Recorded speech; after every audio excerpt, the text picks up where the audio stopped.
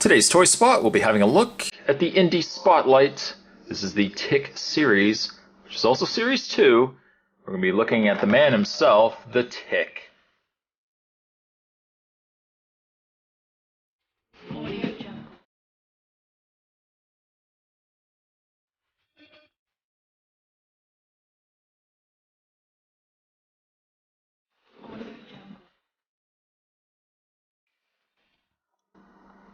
This comes to us from Shocker Toys. I think of all the figures that made up Series 2 here, Tick was one that I was looking forward to getting the most. Now, unfortunately, my package, the package of this figure, has seen better days. But nonetheless, I can't wait to get this open. Down below, we've got a picture of the Tick. Spoon on the back. Other figures that make up this set, or this series of figures. We've got Dick Tracy. That has a variant as well. There's the Tick, King Zombie, Ignatia, and Jack Staff. Collect them all and help the Tick fight crime. You can go to shockertoys.com, save your UPCs to receive a free Arthur figure,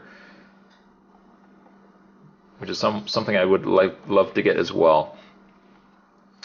There was also a repaint variant of the Tick as well, which was the green mucus Tick as well.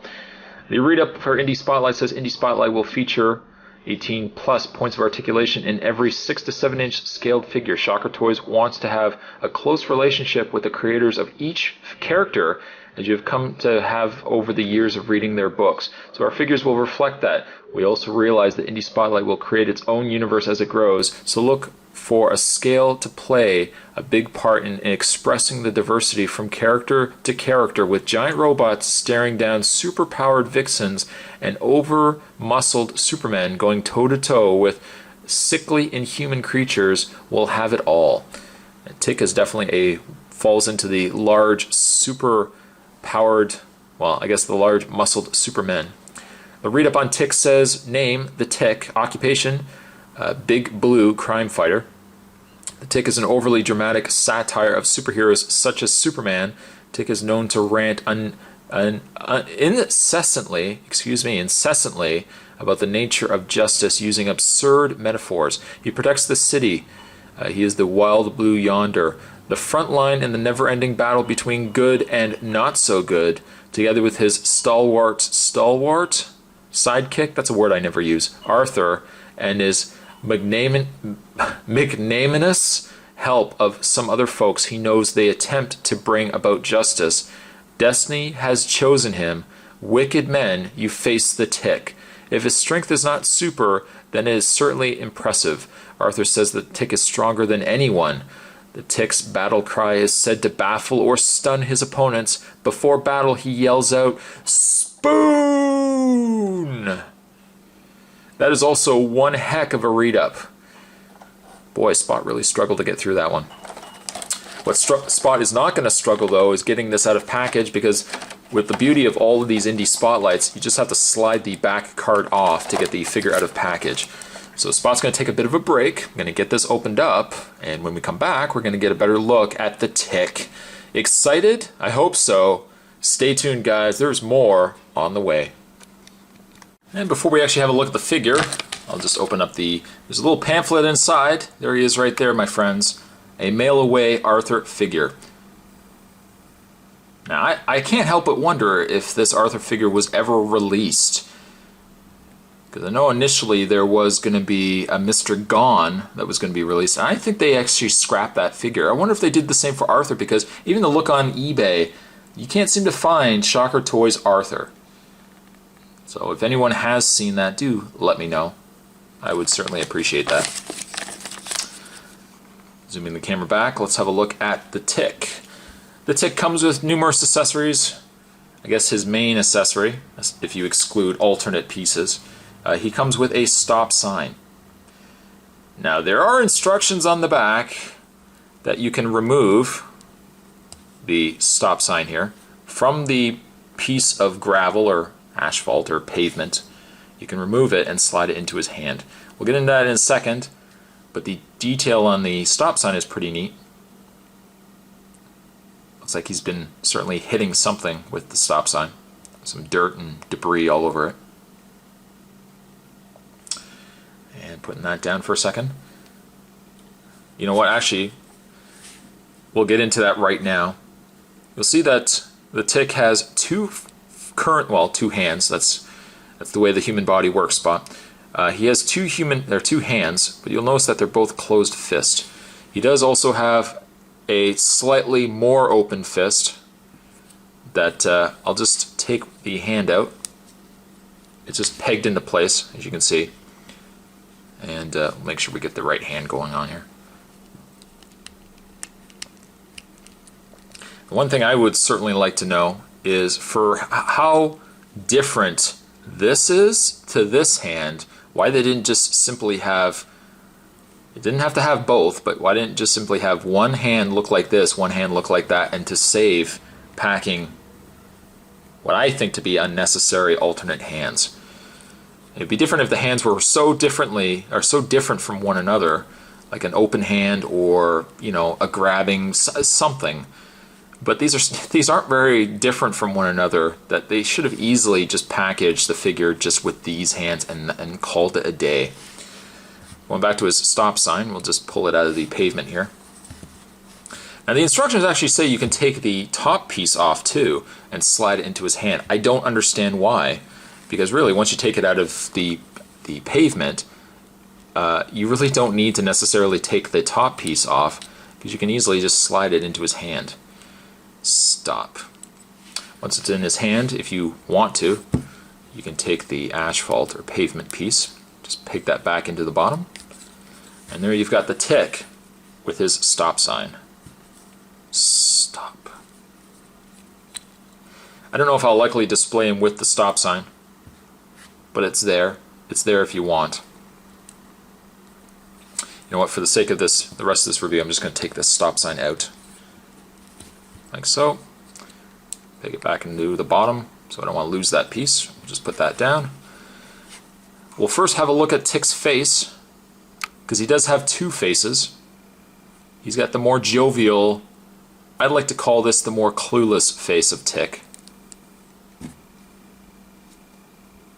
Ding! I think the detail is really nice. It definitely captures the essence of the Tick. Now, if you don't prefer that face, that head on the Tick, you can take it off. Take it off. There we go. And he also does come with, I don't want to give it away just yet, he does also come with an alternate head, which, unfortunately, can you see that? There's a ball joint, well you can't see it, there's a ball joint that's actually in the neck that has its own independent movement, but then there's a ball joint and a ball joint that connects his head, so he has like 3 points of articulation just in the head alone. Doesn't make it very easy to get the head. Is it in there? Okay, I think I got it in there. Yes, no? Yes, okay, cool. He does also have this head. Now, as a matter of preference, just as a comparison, there's the two heads there. I don't know which one I prefer more. I kind of like this. This one looks like he's fighting justice. This one looks like he's just clueless. But he has two different heads. The choice is entirely up to you. I think for the rest of this review, I'm going to keep this head on. Really, aside from the white in the eyes and the teeth, and then the flesh in the lower mask area, the rest of the Tick is just blue, as it would be expected with Tick. You're really not going to get much more aside from that. But I think the sculpt is done really, really nice on him. He's got a lot of muscles, as they say.